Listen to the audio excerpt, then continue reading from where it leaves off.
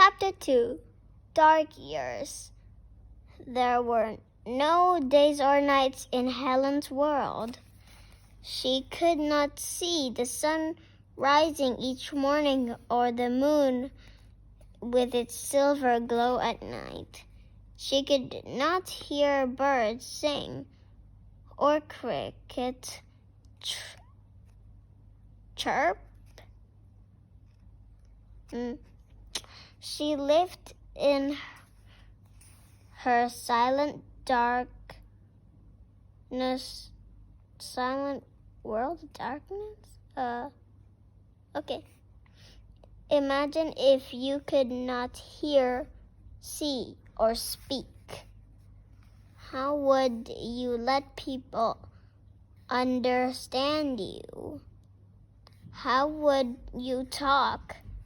Ellen was smart. She followed her mother around everywhere. Her clung to her skirts. Helen noticed different smells. She felt vibrations as people and things moved around her. Over time, Helen found ways to communicate. She made up signals to tell people what she wanted. There were not many schools for deaf or blind children. When Ellen was little, there were none. Where she lived in Alabama. At schools for the deaf children learned to make signs with their hands. The signs stood for words. By the time she turned 5, Helen had made up over 50 signs of her own. She pulled at her mother or father. That meant, "Come with me." Sign language. Sign language. Long ago, a group of deaf people in Paris, France, developed their own sign language. Then in 1755, a teacher who could hear, Abbé Charles Michel de Lepe learned these signs and added new ones to form a standard sign language from French. How hearing and her non-hearing people could communicate. Many of the French signs from long ago are still used today. Is that usually true? She shoved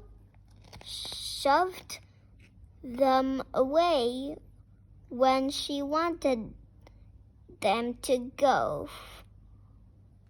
For bread, Helen acted out cutting a slice of buttering it.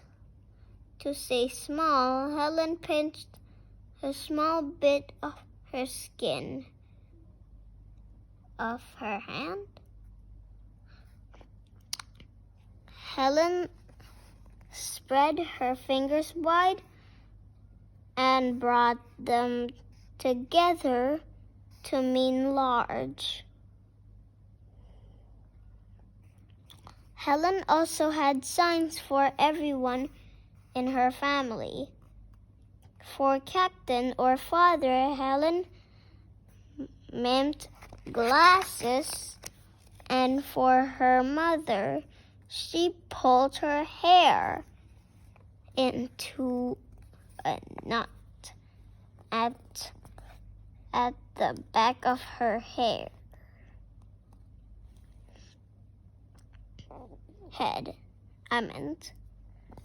The family tried to understand Helen, but it was not easy. She had a terrible temper. When Helen did not get her away, she threw a tantrum.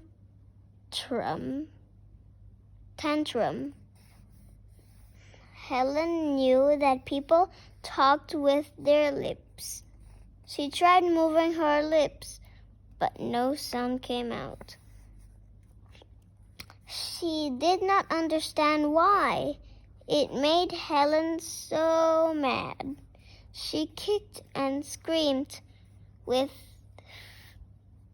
frustration. Her tantrums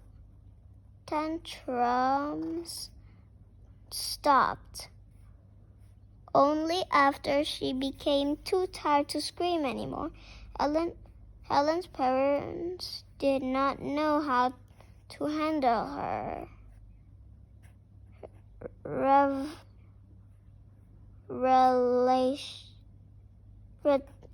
Relatives told them that Helen should no longer live at home. She should be put away.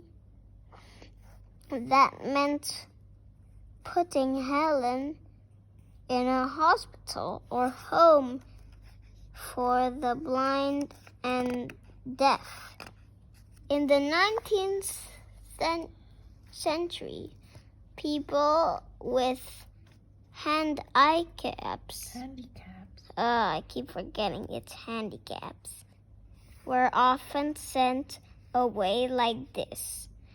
Once they were sent away, their family often did not see them again. But Mrs. Keller did not want to do that to her daughter.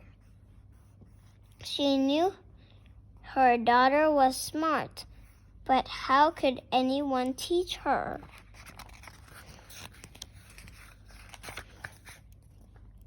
That's all until this chapter.